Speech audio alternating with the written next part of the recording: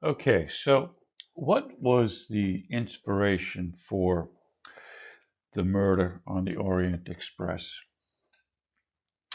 Agatha Christie wrote her famous detective novel based on an even more famous kidnapping, Orient Express train, circa 1883, by Natalie Escobar from the Smithsonian mag.com website, November 2017.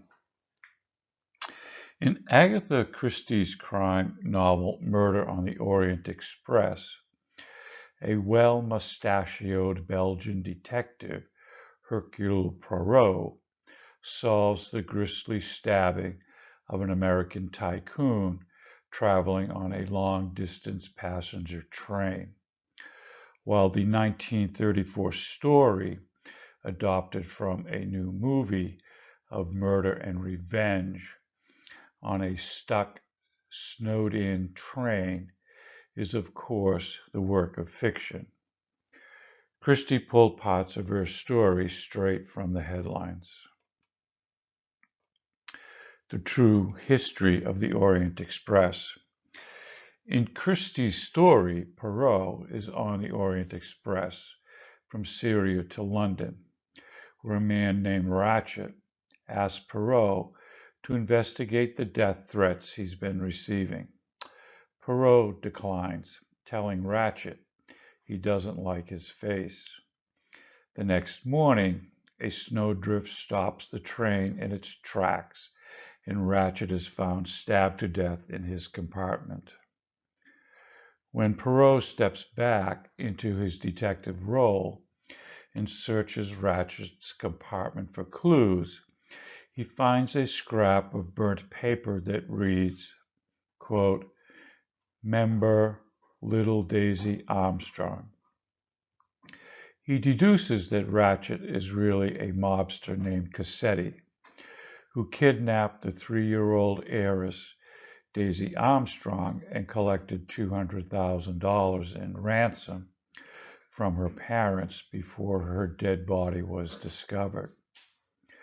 A wealthy man, he was able to escape conviction and flee the country. The narrative of the book centers around who on the train murdered Ratchet. Daisy Armstrong's fictional case probably rang familiar to readers in the mid-1930s who had followed national coverage of the kidnapping of the baby son of famed aviator Charles Lindbergh. Christie's official website confirms that the author lifted the idea for the subplot from the true-life tragedy. On March 1st, 1932, the 20-month-old child disappeared from his crib. A ransom note affixed to the nursery window of their New Jersey home demanded $50,000. The Lindbergh kidnapping threw the country into a kind of frenzy. Newspapers literally stopped the presses to break the news for the morning edition. FBI Director J. Edgar Hoover mobilized agents to help state authorities in the search. One Hearst reporter, Alda Rogers St. John, recalled in her autobiography, quote, "Remember little Lindy was everybody's other baby, or if they had none, their only child. Kidnapped. The Lindbergh baby. Who would dare?" In both the novel and real life, the children's bodies were discovered after the ransom was paid in full. Cassetti killed Daisy shortly after kidnapping her, and Charles Jr.'s body was found 4 miles from the Lindbergh estate. A tree mover had stumbled across a human skull sticking out from a shallow grave. The body had been decomposed there for 2 months, with a fractured skull and a hole over his right ear. The book was hugely popular when it was released, and Lindbergh, except Robert Zorn, says that the parallels between Daisy and Charles Jr. must have been obvious to people. The parallels are too striking, he says. Agatha Christie even had her own insights about the case. She suspected that the kidnapping was done by a foreigner. A hunch proved correct when the culprit was discovered to be German immigrant Richard Hauptmann. I think she had a better sense of getting to the heart of this than a lot of the investigators, he says. Like the novel's characters, Christie also knew what it was like to be stuck on a train. She loved traveling on the Orient Express and would bring her typewriter along. On one 1931 ride, the train stopped because of a flood. Quote, "My darling, what a journey," she wrote in a letter to her second husband, Max Mallowan. "Started out from Istanbul in a violent thunderstorm. We went very slowly during the night, and about 3 a.m. stopped altogether." She was also inspired by an incident from 1929 when the Orient Express was trapped by snow for 5 days. The story of the Lindbergh baby captured the popular imagination in a way that a book never could. As Joyce Milton wrote in her autobiography of the Lindberghs, Loss of Eden, 1932, was a terrifying time. The country was in the throes of the Great Depression. The Hoovervilles were a common sight.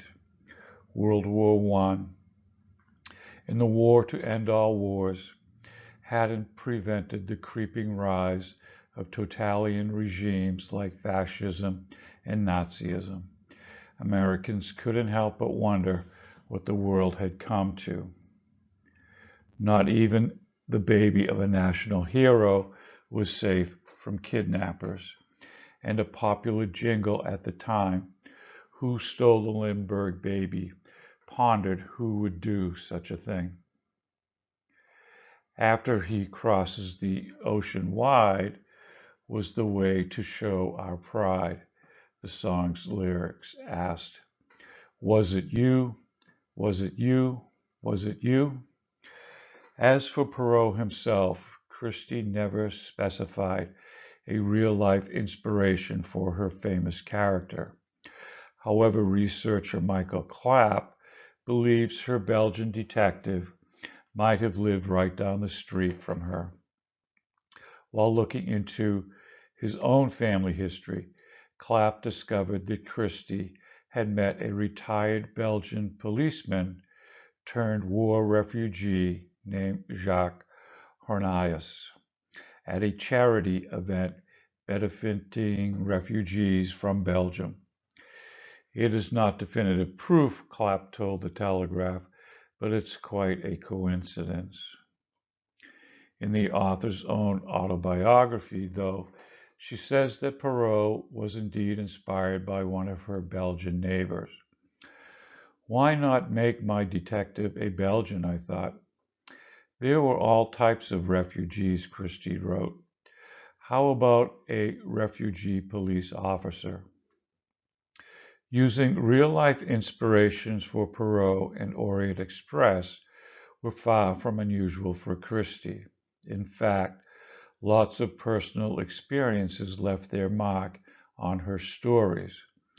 Whether it was her knowledge of poisonings through her work with the British Red Cross, or her fascination with a rubella outbreak that inspired the mirror cracked from side to side, her imagination ran wild, as she in her autobiography, and she didn't shy away from letting everyday life inspire her.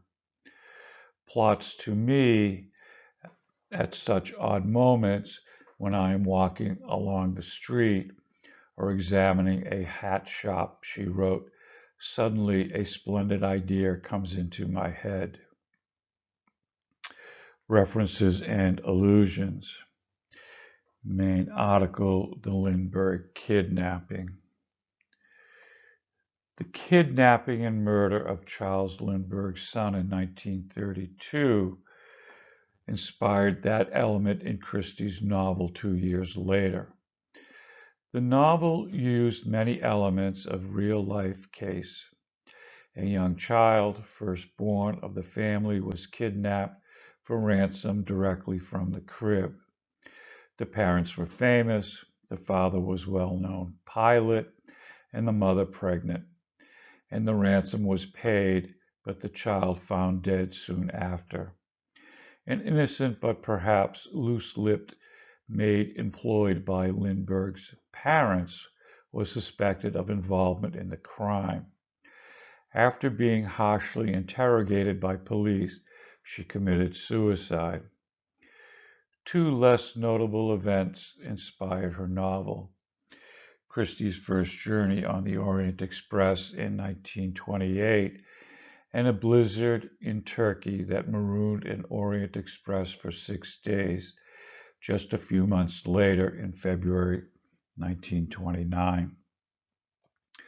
Flooding from the rainfall that washed sections of the track away in December 1931 halted Christie's return from her husband's archaeological dig at Niviaf aboard an Orient Express for 24 hours. Her authorized biography details that event in a complete quotation of a letter to her husband, which describes several passengers on her train who inspired both the plot and the characters in her novel, including an American, Mrs. Hilton, who inspired Mrs. Hubbard. Mrs. Hubbard. Characters in the story. Other passengers include Greek Dr. Constantine, English governess Mary Debenham, Mrs. Hubbard, an opinionated American matron, Princess Dragomir and her German maid Hildegard Schmidt, Swedish missionary Greta Olson, vulgar American businessman Ratchet, his secretary and translator Hector McQueen, and valet Edward Henry Masterman, Count and Countess Andreani, talkative gentle giant Italian Antonio Foscarelli, American salesman Cyrus B. Hardman, English Colonel Arbuthnot, and the conductor Pierre Michel. Okay, so that's a good start as to the background of our story, Murder on the Orient Express.